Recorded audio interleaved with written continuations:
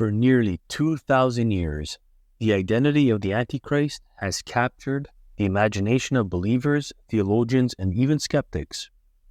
This shadowy figure prophesied in the Bible is set to emerge at the end of days to lead the world into a time of unparalleled deception, chaos, and destruction. From the dawn of Christianity through the Middle Ages and even into our modern digital age, people have speculated about who this powerful and malevolent leader could be. Is the Antichrist a political tyrant bent on world domination? A religious figure corrupting the truth from within? Or could it be something more modern, like artificial intelligence or a global system of control? History is filled with menacing figures, from Roman emperors like Nero and Domitian to 20th century dictators like Hitler and Stalin, each of whom was at one point suspected of being the Antichrist. And as technology evolves, some now look toward global tech leaders, financial titans, and even AI as a potential candidate. In this video, we'll dive into the history of these speculations, exploring the most notable and shocking predictions, revealing how political, social, and religious movements shape these theories, and considering who or what might still be on the horizon. Could the Antichrist be lurking just around the corner? Stay tuned as we explore this compelling and apocalyptic mystery that has captivated minds for millennia. Number 1. The first century. Beginning with the Roman Emperor Nero. One of the earliest figures to be identified as the Antichrist was Nero. He was infamous for his brutal persecution of Christians and his tyrannical rule over the Roman Empire. Nero's violent behavior, cruelty, and self-deification led early Christians to view him as a fulfillment of biblical prophecies about a figure who would embody evil and defy God.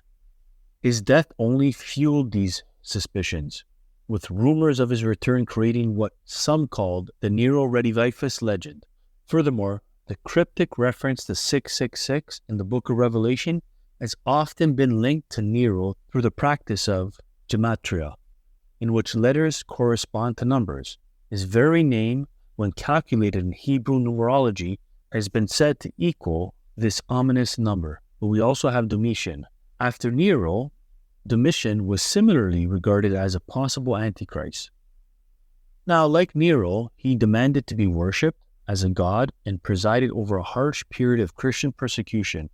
His cruelty and desire for absolute power made him a feared figure, and many early Christians saw him as embodying the apocalyptic visions found in Revelation.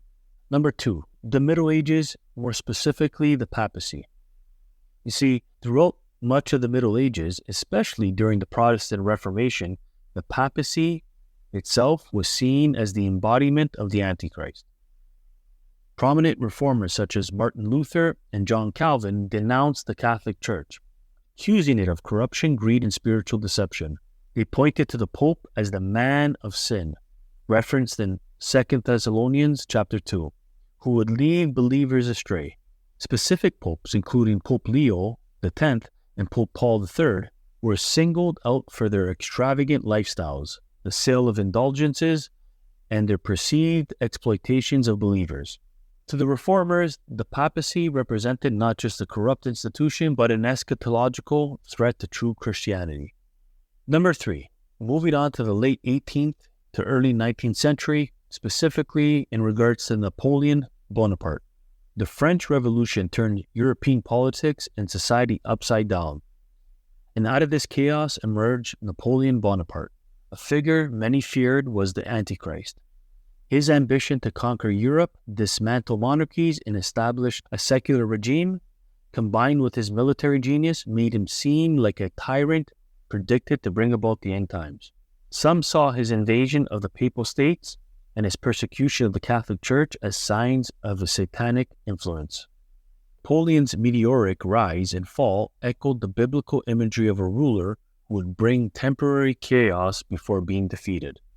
Moving on to the 20th century, specifically Adolf Hitler. You see, few historical figures have evoked as much speculation about being an Antichrist as Adolf Hitler. His rise to power in Germany, his radical ideology of racial purity, and his genocidal policies during World War II were seen by many as a direct manifestation of evil. Hitler's totalitarian regime and his charismatic ability to sway the masses fit the biblical description of a leader who would deceive and destroy. The horrors of the Holocaust, in which 6 million Jews were exterminated, not killed, but exterminated, seem to align with the end-time persecution described in Revelation. Many Christians believe that Hitler's aggressive military expansion and his vision of a 1,000-year Reich bore striking similarities to the Antichrist's apocalyptic role. Number 5. Joseph Stalin.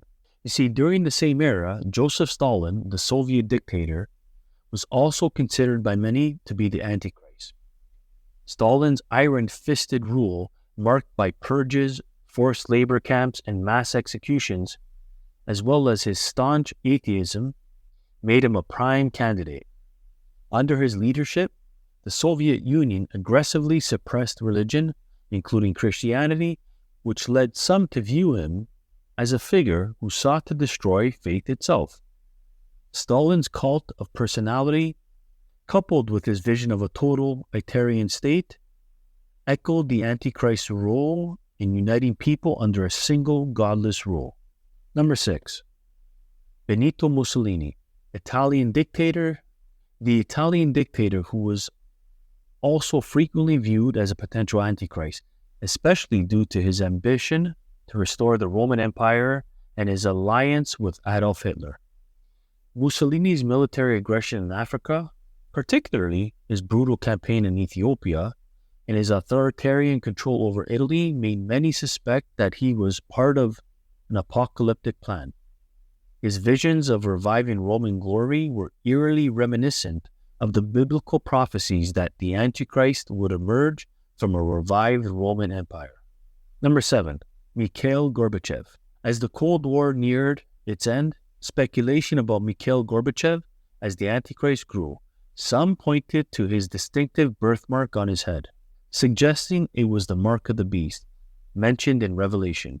Although Gorbachev was instrumental in dissolving the Soviet Union and liberalizing policies, conspiracy theorists focused on his influence and role in reshaping world politics. His attempts at reform, including glasnost and perestroika, were seen by some as steps towards creating a new world order, leading to fears of his apocalyptic significance.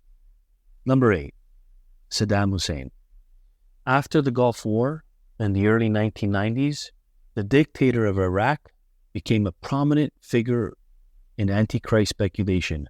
Hussein's brutal reign and his ambitious plans for regional domination, including his efforts to rebuild the ancient city of Babylon, caused many to see him as a fulfillment of prophecies.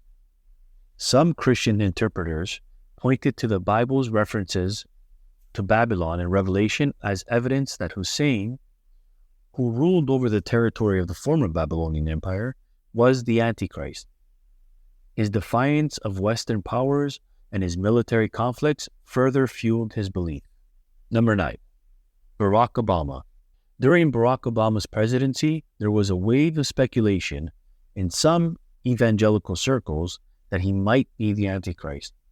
His rapid rise to power, his widespread popularity, and his call for global unity led some to draw parallels with the biblical descriptions of a charismatic leader who would deceive the masses. Though these theories lack theological or factual basis, political polarization at the time amplified such claims. Conspiracy theorists speculated about Obama's policies and his international influence as signs of his potentially apocalyptic role. Number 10. Donald Trump. In contrast, Donald Trump has also been the subject of Antichrist speculation, particularly among those who opposed his presidency.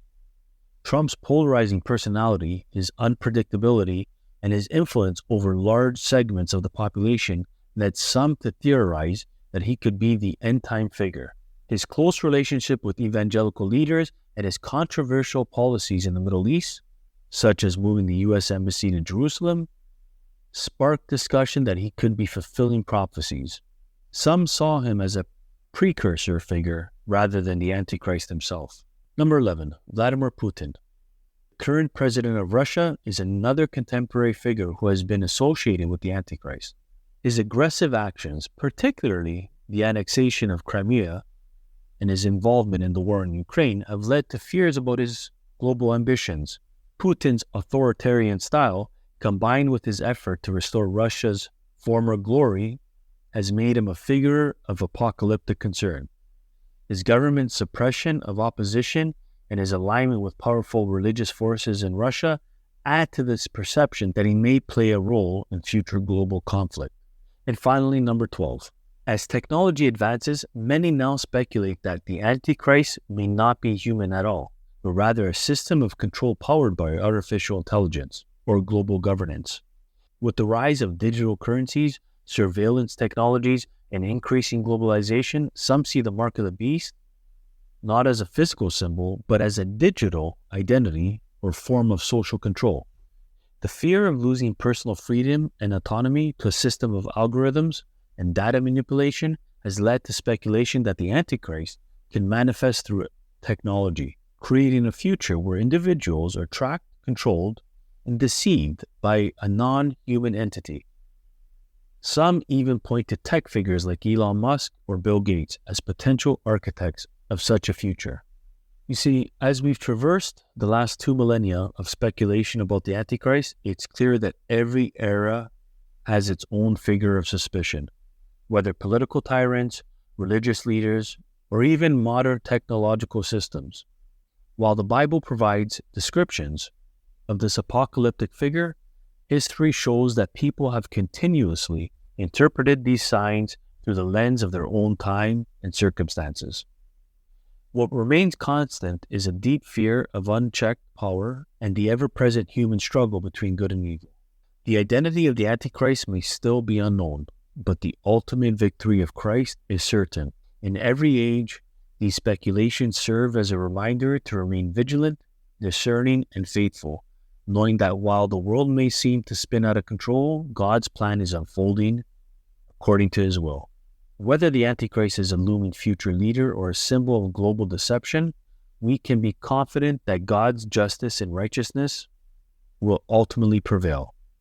So as the world continues to watch, we can find peace in knowing that the end of the story has already been written. You see, John on the island of Patmos was writing about either Domitian or Nero, which, by the way, I'll be doing a more explicit video on who exactly he was writing to. But here's the point. The Antichrist, whether present today or in the future, must fit a specific bill. And as we've seen throughout history, people are quick to draw conclusions. Now, it doesn't really matter who is or who isn't. Here's the point. You must remain steadfast knowing that Jesus, the Messiah, ultimately wins. If you like this video, please subscribe. And the best thing you can do to help this ministry is share the video with at least one person.